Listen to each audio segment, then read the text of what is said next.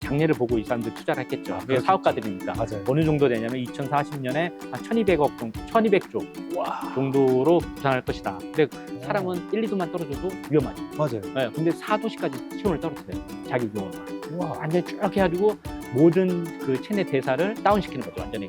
이제 따뜻한 봄이 되면 체온을 37도까지 30분 만에 끌어올려요. 쫙 끌어올려서 확 깨는 거죠. 그 세포를 그렇게 손상을 안 일으키고 할 수 있는 방법이 없냐. 그거 하나의 대안이 박쥐의 동면기전에 있을 것이다.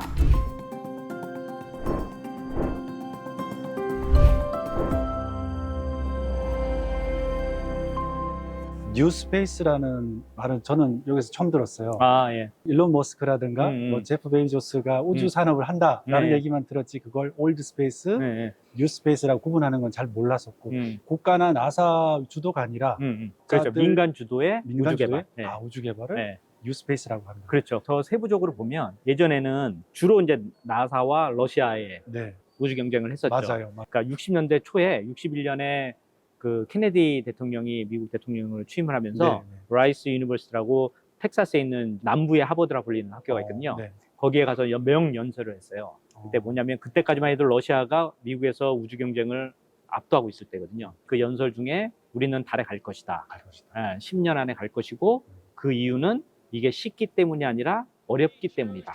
우리는 항상 명연설을 하죠. Not because they are easy, but because they are hard. 와. 그러면서 그때 1년 미국의 예산의 4분의 1을 쏟아부어요. 그쪽에. 그러니까 그 당시에 200조가 넘는 돈이니까 와. 지금으로 치면 뭐 수천조 되겠죠. 와. 엄청나게 돈 많은 네. 돈이에요. 그렇게 되면서 이제 결국에는 달에 먼저 깃발을 꽂는 나라가 소련이 아니라 미국이 되게 되는 거거든요. 그렇게 돼서 그게 한참 동안 이어지다가 네. 2000년대 들면서 이제 소련이 붕괴가 되고 90년대 말에 소련이 돈이 없으니까 네. 우주 관광의 하나의 모토로 해서 이걸로 돈을 좀 벌어보자. 그래가지고 데니스 티토라는 사람이 네. 최초로 2천만 달러, 그때 당시 돈으로 340억을 내고 이제 8일 동안의 그 우주여행을 하죠. 그때 처음으로. 네. 그때 이후로 돈벌이로 실은 그래서 연명되던 것들이 네.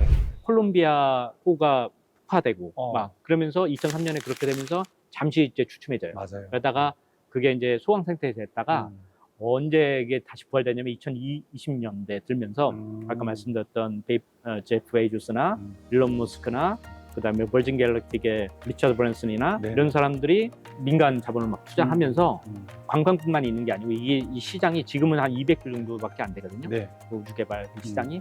근데 이 장래를 보고 이 사람들 투자를 했겠죠. 그게 그렇겠죠. 사업가들이니까. 맞아요. 어느 정도 되냐면 2040년에 한 1200억 정도, 1200조 정도로 부상할 것이다. 근데 관광만 해서는 이게 될 수 있느냐? 그건 아니고 이제 소행성 같은 경우에는 우리가 지구에서 못 찾는 히트리오 같은 걸로 막 꽝꽝 다져진 막 엄청나게 많은 소행성들이 있거든요. 그런 거를 이제 채굴해서 하는 광물, 우주 광물 사업. 네.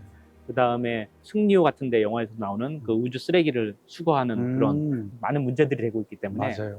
그런 것들을 이제 총망라해서 그런 시장 규모가 그렇게 갈 것이고 그게 이제 뉴 스페이스다. 네, 그 시장을 선점해서 들어가려면 중요한데 그러면 제가 하고 있는 연구 분야에서는 어떤 것이 우주 광물 채취하고 쓰레기 채취하고 우리랑 상관없는데 우주 중력 생물학이라고 그렇잖아요. 그런데 어떤 거 있냐면 우리 지구에서 장기 이식 같은 거 할 때 네. 심장 같은 게 그 3D 프린터로 해서 만들려고 노력을 하거든요. 네. 지구에서도 네. 이식할 사람들을 찾지를 못하니까 네. 많이 힘들어서 그걸 3D 프린터로 만들면 어떨까 해서 만드는데 이 중력 때문에 지구에서는 그게 허물어져 버려요. 어머나? 만들어도 그게 잘 안 되는데 그래서 이제 물리학자들이 아이디어를 낸 거죠. 네. 아, 이거는 무중력 상태에서 그걸 하게 되면 중력이 작용하지 않기 때문에 3D 프린터로 충분히 만들 수 있겠다 싶어서 했는데 성공을 했어요. 그래가지고 그런 식으로 해서 의학적으로 네. 이거를 이렇게 서포트할 수 있는 그런 시장도 엄청나겠죠. 신장이라든지 심장이라든지 장기 이식하기 위해서 그렇게 만들 수만 있다면 우주에 가져가서 그걸 만들어 갖고 치료를 할 수 있으니까요. 그렇네요. 그러니까 그런 시장이라든지 무궁무진하게 많거든요. 그러니까 이게 어떻게 이제 스타트업 기업들이 그걸 아이디어를 캐치해서 하느냐에 따라서 그 시장 규모는 뭐 1200조라고 하지만 그보다 훨씬 커질 수도 있고. 앞으로 어떻게 될지는 잘 모르겠지만 네. 일론 머스크의 말대로 화성에 가게 된다거나 네. 또는 뭐 제프 베이조스가 계획하고 있는 우주 식민지를 건설한다거나 네. 그렇게 했을 경우에는 고도로 훈련받은 우주인뿐만 아니라 네. 보통 평범한 사람들도 우주선을 타고 그렇죠. 오랫동안 머물러야 될 텐데 그렇죠. 그럼 그때 되면 정말 연구하시는 분야가 꼭 필요하고 그렇죠. 그게 아주 필요한 부분이죠. 맞네요. 그 어차피 가야 될 거는 인류가 가야 되는 거기 맞아요. 때문에 인류가 갔는데 살지 못하고 거기서 다 돌아야 되는 상황이 네. 되면 아무 소용이 없는 거잖아요. 다른 네. 거 막 뭐 해봤자. 맞아요. 그렇기 때문에 네, 그 부분이 아주 필요하다고 생각되죠. 이 책을 읽다가 또 저기 박사님의 연구 분야에 대해서 조금씩 알아가면서 네. 중력이라는 게 정말 사람한테 너무너무 중요한 거구나. 그렇죠. 와, 그걸 다시 한번 알게 된 것 같아요. 예, 맞습니다. 예. 와, 영화 패신저스가 떠오르는데요. 예. 이 영화도 되게 재밌게 봤어요. 예. 남자 주인공이 이제 기계 결함으로 무슨 사고로 이제 먼저 휴면에서 깨어나고 그렇죠. 나중에 이제 반한 여자를 인위적으로 이제 휴면에서 깨우는데 여러 SF 영화를 보면 휴면 상태로 아주 먼 여행을 가는 장면들이 종종 나와요. 그렇죠. 근데 이게 진짜 실현 가능성이 있을까? 예. 영화에서는 하이버네이션 파드라고 해서 그 네. 동면 캡슐 같은 데서 네네. 깨어나게 되는데 그 하이버네이션이 뭔가를 먼저 좀 설명드리면 제가 석사 때 그 박쥐를 가지고 연구를 했어요. 박쥐를 가지고 냉동인간 프로젝트 때문에 이 동면이라는 게 참 희한한 게 겨울이 되면 이제 추워지고 먹이가 없어지잖아요. 네. 다른 동물들도 있지만 이 박쥐라는 동물은 특히 그럴 경우에 동굴로 들어가서 한 3, 4개월을 이제 따뜻한 동굴에서 잠을 잔단 말이죠. 그걸 동면이라고 하는 건데 다른 동물, 동면하는 동물도 많잖아요. 뭐 뱀도 있고 개구리도 맞아요. 있고 곰도 있고 그런데 이 박쥐는 어떤 현상이 일어나냐면 그 겨울에는 4도씨까지 체온을 낮춰요. 체온을. 예, 체온을. 근데 사람은 1, 2도만 떨어져도 위험하죠. 맞아요. 예, 근데 4도씨까지 체온을 떨어뜨려요. 자기 용을만. 우와. 완전히 쭉 해가지고 모든 그 체내 대사를 다운시키는 거죠, 완전히. 그래가지고 와, 신기하다. 에너지를 안 쓰려고 하는 거죠. 우와. 그러면서 산다는 거예요. 그러면서 이렇게 살아있는 거죠. 거꾸로 매달려서 그것도. 이제 따뜻한 봄이 되면 체온을 37도까지 30분 만에 끌어올려요. 쫙 와. 끌어올려서 확 깨는 거죠. 근데 이제 사람 같은 경우에 1, 2도만 올라가도 고열, 우리 코로나 때문에 고생 많이 했지만 맞아요. 한 고열 나고 막 40도 됐다 그러면 난리가 나잖아요. 그렇죠. 그런데 대략 그래도 30도 이상의 차이가 나는 거를 대략 30분 만에 엄청난 에너지를 쏟으면서 깨어나는데 아무런 무리 없이 깨어난단 말이죠. 정말 신기하다. 예, 신기한 거죠. 그래서 그게 어떤 게 그렇게 될까? 제가 연구했던 건 이제 그거예요. 근데 뇌에서 이제 발현되는 프로테인이 있는데 네. 그것이 이게 세포 신호 전달 체계에서 결국에는 세포가 살아나는데 그게 역할을 한다라고 해가지고 이제 제가 뉴로사이언스 저널에서 그 기전이 이제 아까 말씀드렸던 동면 캡슐에서 휴면에 그게 이용할 수 있다는 거죠. 근데 실제로는 이게 냉동인간 프로젝트 들어보시는지 모르겠는데 네.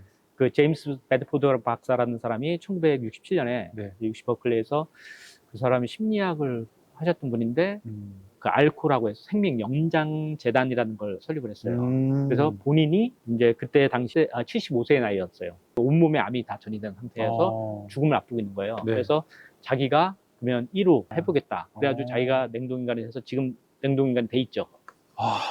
앞으로 한 80년, 100년 후에 의료기술이 뛰어나게 바뀔 테니까 그렇게 되면 자기가 깨어나서 치료를 받고 자기는 다시 한번 생명 연장을 해보겠다는 거예요. 그런 개념으로 해서 냉동인간 프로젝트가 이제 진행이 된 건데 거기에서의 가장 큰 문제점은 뭐냐면 그 얼리는 과정에서 인체 안에 있는 체액이 얼면서 그 맞아요. 물 분자가 뾰족뾰족하게 되는 거예요, 실제로. 네. 그러면서 세포를 다 망가뜨리는 건데 그거를 이제 부동액, 글리세린이라는 부동액을 통해 가지고 거기를 채워놓고 그래서 그걸 이제 안정화시킨 후에 마이너스 196도 액체 질소에다 넣어서 그렇게 오랫동안 이렇게 하는 거거든요. 근데 이제 아까 말씀드린 그 세포를 그렇게 손상을 안 일으키고 할 수 있는 방법이 없냐. 그거 하나의 대안이 박쥐의 동면 기전에 있을 것이다. 온도를 30도 이상 떨어뜨렸어도 네. 멀쩡했고 네. 30도 이상 끌어올리는데도 멀쩡한 그 멀쩡했고. 시스템이 갖고 있으니 거기에 있는 유전자라든지 단백질의 발현 아니면 생체 리듬에서의 어떤 변화들 이런 것들을 종합적으로 해서 투여하면 분명히 가능할 것이다. 가능할 것이다. 네. 이렇게 해서 지금 하는 거고 네. 그거 하나의 대안으로 이제 알코에 말했던 아까 생명연장재단에서 했던 네. 냉동인간 프로젝트 네. 우리나라에서 얼마 전에 러시아에 있는 하나의 기업하고 같이 이렇게 협력해가지고 네. 냉동장이라는 걸 했죠. 오. 한 부분의 연자의 어머니가 이제 돌아가셨는데 그 아까 베드포드 박사와 같이 먼 후에 의료기술 발달했을 때 네. 어머니를 다시 깨나게 하고 싶은 거죠. 그런 효도의 마음으로 네. 그거를 해서 이제 지금 1호로 우리나라에서도 했고 그렇게 하려고 하는 사람들이 있다고 그래요. 그래서 이제 그런 분위기들이 이제 곳곳에서 이제 하고 있어요. 근데 아바타나 뭐 그렇게 거기서 이게 패신저스에 나오는 네. 그런 복면 캡슐들이 과학적으로는 전혀 불가능하지 않다. 불가능은 아니다. 불가능 아니다. 근데 이제 가장 어려운 부분이 그렇게 깨어날 때, 그때 데미지를 없이 거기서도 이제 그렇겠네요. 영화에서도 확 하면서 막 호흡이 막 같고 터기도 하고 그렇죠. 맞아요. 네, 그런 게 있거든요. 생체적으로 그런 걸 이제 항상성을 유지시켜 주는 맞아요. 그런 게 있기 때문에 그거를 얼마나 최적화된 조건을 찾아가지고 안정되게 자연스럽게 박쥐처럼 깨어날 수 있게 하느냐. 그게 이제 키죠. 그걸 발견하면 우와. 노벨상감입니다. 과학자들의 상상력과 네. 노력이 정말 대단합니다.